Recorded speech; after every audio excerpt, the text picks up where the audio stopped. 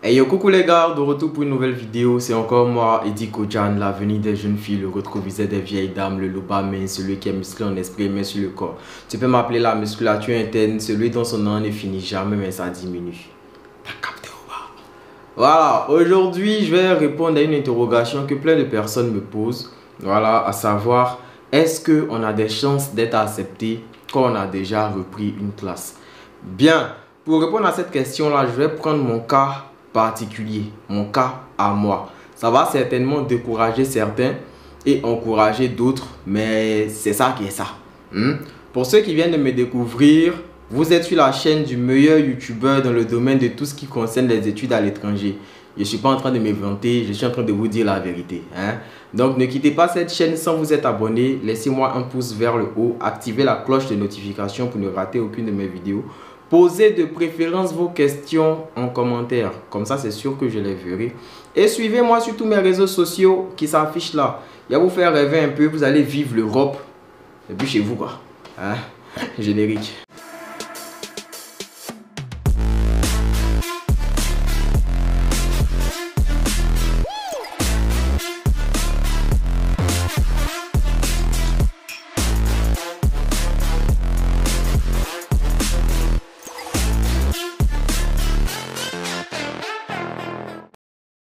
De retour. Bien, pour ne pas être long, pour rentrer dans le vif du sujet, pour savoir est-ce que le fait d'avoir repris des classes augmente nos chances, je vais répondre oui et non. C'est-à-dire que les deux cas sont possibles.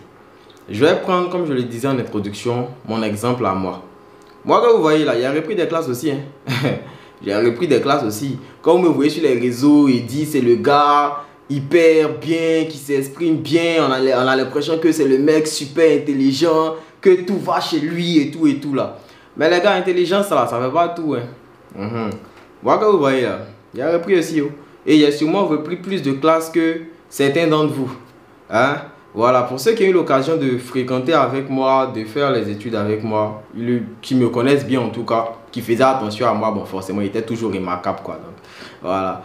Mais depuis ma classe de primaire jusqu'en terminale, les classes où je n'étais pas parmi les deux premiers là, on peut les compter. C'est-à-dire que j'étais très B. J'étais super B quand j'étais à l'école. C'est-à-dire que j'étais toujours soit premier ou deuxième. Et deuxième encore, c'est quand il tombait sur des gars vraiment super costauds quoi. C'est-à-dire super intelligents. Sinon partout où il est passé là, c'était moi. Et figurez-vous que les vrais problèmes là ont commencé à partir de seconde, parce que quand j'ai eu mon BEPC, ouais c'est ça, je crois, il y avait eu la crise en Côte d'Ivoire, la crise politique et tout. Donc après, tous ceux qui avaient été nommés par, comment dire, l'ancien président, en tout cas qui était un peu proche et tout là, ils ont vu leur compte bloqué, leur travail gâté en fait, tout ça. Donc moi j'étais d'une très bonne école auparavant, et quand il y a eu la crise et tout, mon vieux, lui, il a un peu perdu des sous. Voilà, mon papa, il a perdu des sous et tout. Donc, finalement, vu que ça n'allait pas bien financièrement, là, j'ai été mis dans une école publique assez bizarre. Une école vraiment que moi, je ne kiffais pas. Et j'avais eu le BPC, c'est-à-dire que c'est à partir de la seconde que ça commençait à se compliquer. Et l'école, en fait, c'était à pratiquement 1 heure de marche de la maison. Vous voyez. Et mon papa, lui, c'est pas quelqu'un qui a vraiment vécu avec nous. Lui, il est tout le temps parti. Donc, j'étais à Daloa, c'est à Daloa que j'ai fait mes études secondaires. J'étais à Daloa et mon vieux, lui, il était quelque part là-bas. Lui, c'est, en tout cas, il était quelque part. Voilà. Donc, l'école en question était à 1 heure de temps de la maison. Donc, quand j'avais cours à 8 heures, j'étais obligé de quitter la maison à 6h45, marcher pour espérer arriver à l'école à 7h50. Je vous dis que je marchais. Donc, quand j'ai vu ça, j'ai dit à mon papa que la situation, là, de toute façon, ça se passe. Moi, je ne pourrais pas continuer dedans. Donc, qui m'enlève, c'est pas d'environnement comme ça, il grandit. Il a toujours grandi dans une zone de confort.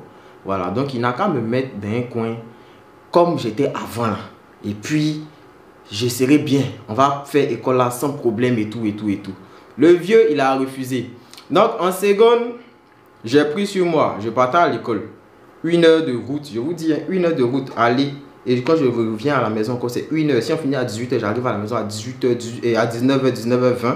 Et là encore, il faut s'apprêter, il faut manger et tout quand je vais venir étudier les 21 heures. Voilà, certains parmi vous vivent certainement une situation similaire. Mais eux, peut-être, ils ont grandi dans cet environnement-là. Moi, ce n'était pas le cas. Donc, moi, c'était pour moi quelque chose de nouveau que je découvrais. Et c'était hyper compliqué. Donc, j'ai dit à mon papa que si ça continue comme ça, moi, je n'allais plus partir à l'école. Je lui ai dit. En seconde, j'ai pris sur moi, je suis parti. J'ai pu valider ma classe de seconde avec 12. Et quand je vous dis 12, pour moi, 12, c'était quelque chose de petit. Parce qu'en général, là, je ne traînais pas dans 12, quoi. Voilà. Donc, 12, on a vu que vraiment mon travail, il a baissé. Voilà, mon travail, il a baissé. Donc, j'ai dit à mon papa que si ça continue comme ça, moi, je ne vais pas aller à l'école. Parce que ça me fatigue de me réveiller à 5 heures, marcher pendant 1 heure de temps. Tu t'en vas à l'école, c'est chaud, tu arrives, tu es fatigué, tu as sommeil. Tu vas revenir encore, arriver à la maison, il est 20 heures, tu vas te laver et tout, revenir étudier, sachant que le lendemain, tu dois te réveiller à 5 heures. Moi, je n'étais pas habitué à ce mode de vie-là. Donc, la seconde, je l'ai validée. Et arrivé en première, mon papa, il n'a pas tenu compte de mes recommandations. De ce que j'ai eu à lui dire, que ça ne m'arrangeait pas et que pour moi, ce n'était pas faisable. Hein? Mais il s'est entêté. Donc moi, vu que lui ne vit pas à Daloa, moi, je ne partais plus à l'école. Voilà, je dors à l'heure que je me réveille. Je prends mes clics et mes claques, je m'en vais à l'école. Si on m'a accepté, je rentre en classe. Si on ne m'a pas accepté, c'est dommage. Et puis voilà. Je vous dis qu'en classe de première, je n'ai même pas repris. On m'a renvoyé. Parce que je ne partais pas. Il y avait des centaines d'heures d'absence. Moyenne, même quand c'est sorti, là, c'est sorti 5. Je ne partais pas à l'école. On m'a renvoyé. Donc finalement, école où il ne voulait pas me mettre là. C'est là encore qu'il est parti me mettre.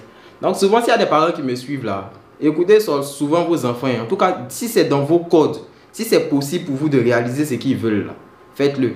Parce que moi, c'est un conflit bête comme ça avec mon vieux qui a fait que moi-même, je ne suis plus parti à l'école. Sinon, j'aurais pu bien valider. Mais la situation pour moi, je n'étais pas habitué. Voilà, donc je ne partais pas à l'école. On m'a renvoyé. École chère qui ne voulait pas payer là. Il m'a mis là-bas. Je suis parti à majoré. Et l'année qui a suivi, c'était la terminale. En terminale, j'ai subi une opération. Voilà, hernie inguinale bilatérale et appendicite. Pour ceux qui comprennent le langage médical, ça fait 3 opérations. C'est-à-dire hernie inguinale bilatérale. C'est-à-dire 2 opérations sur chaque côté. Bon, une opération sur chaque côté, ça fait 2. Et puis appendicite, ça fait 3. Et moi, dans la famille, en tout cas, côté maladie, là, genre la référence, c'est moi, quoi. Genre, en termes de maladie, c'est moi, je suis le plus fragile. C'est moi le plus fragile. Donc, quand il y a petit mal de tête net, c'est hôpital. Parce que si je suis resté avec ça, ça va être la catastrophe. Donc, ils ont fini de me faire l'opération. Les plaies n'ont pas cicatrisé. Les plaies là s'ouvraient, ça s'infectait, il y avait du pus qui sortait. Ils ont fait jusqu'en année de terminale là. Je vous dis, la première fois que j'ai fait la terminale, j'étais 2e de ma classe. J'avais environ 13 de moyenne. Mais j'ai échoué au bac.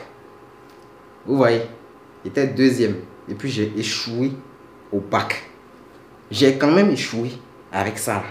L'année qui a suivi, j'ai refait la terminale. Je me suis sorti avec 14 et quelques, 14, 15, beaucoup là-bas. Voilà, annuellement c'était 15. Voilà. Et la première aussi c'était pareil. La première, quand j'ai validé la 2e année, j'étais à 14 annuellement.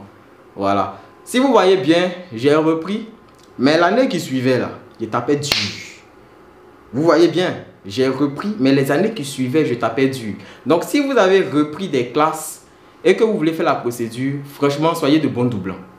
Voilà, parce que c'est un peu bizarre de voir quelqu'un qui reprend une classe et puis qui vient valider avec 10 de moyenne. Bon, quand c'est comme ça que tu viens postuler pour Campus France, on juge que le niveau il sera forcément insuffisant. Alors que ils peuvent concevoir le fait que, quand on regarde ton cursus, tu es quand même quelqu'un de bien. Tu as dit que tu es posé. La première année, on voit que tu avais 5 par exemple, tu avais 9 de moyenne. Et puis l'année qui suit, on voit que tu as 13. On sent que peut-être, lui, parce qu'il est passé de 9 à 13, là, il y a une grosse amélioration. Et que peut-être là où il a eu les 9, ce n'est pas sa vraie capacité, mais il était confronté à certains trucs. Donc dans ce type de cas-là, ils vont plus s'attarder sur toi, tes bons résultats, que sur tes redoublements. Mais si toi-même, tu as première année, là, tu as échoué, tu as eu des moyennes. 2e année, tu viens valider, tu as 10. Tu vois que c'est compliqué. Donc, dans le type de cas où vous avez repris des classes, mais que vous avez été de bons doublants, c'est-à-dire lorsque vous avez repris, vous avez frappé fort les années qui suivent, votre dossier là, ils ne vont même pas regarder le fait de est-ce que vous avez repris, est-ce que vous n'avez pas repris. Parce que comment j'ai postulé pour venir ici là, j'ai postulé en médecine et puis on m'a accepté, je suis venu. Vous voyez mon cursus, on m'a renvoyé en première, j'ai repris classe de terminale et puis on m'a accepté en médecine ici. C'est parce qu'il était bon doublant. Sinon, ceux qui postulent en médecine, passent actuellement, tout ça là, ils savent. Quand tu veux venir là, vous voyez les moyennes, non? Ouais, vous savez que c'est pas du jeu. Voilà, donc quand vous reprenez, soyez des bons doublants. Si vous êtes des doublants, vous finissez de reprendre, vous avez validé les dites moyennes, c'est clair que la procédure, ce sera compliqué pour vous. Donc c'est ça, soyez de très bons doublants, c'est-à-dire des gens qu'on sait qu'ils ont repris, mais l'année qui a suivi là, ils ont vraiment frappé fort en termes de moyenne. Quand c'est comme ça, on se dit que la première fois quand vous avez repris, c'est parce que vous étiez sûrement confronté à des problèmes. Moi, je suis parti à, comment on appelle là, à Campus France, et tous mes redoublements là, il n'y a jamais envoyé certificat médical. Quand on me demande pourquoi là vous avez repris, pourquoi c'est comme si, mais regardez les notes et tout. Je l'ai expliqué tel que ça est. Parce que les années qui ont suivi là, il a frappé fort. Donc eux-mêmes ils savent que avec ce que je dis là, c'est vraiment parce qu'il y avait eu des problèmes auparavant que mes moyennes étaient comme ça. Sinon, je suis parti à Campus France, ça m'a demandé mon livret scolaire. Quand eux-mêmes ont vu le livret scolaire là, eux-mêmes ils savent que les moyennes qu'ils ont vues dans les classes où il y a repris là, c'est parce qu'il y avait des trucs. Eux-mêmes ils savent. Parce qu'à chaque fois qu'il reprenait encore là, il tapait hyper dur. Bien. Donc si vous reprenez, frappez fort.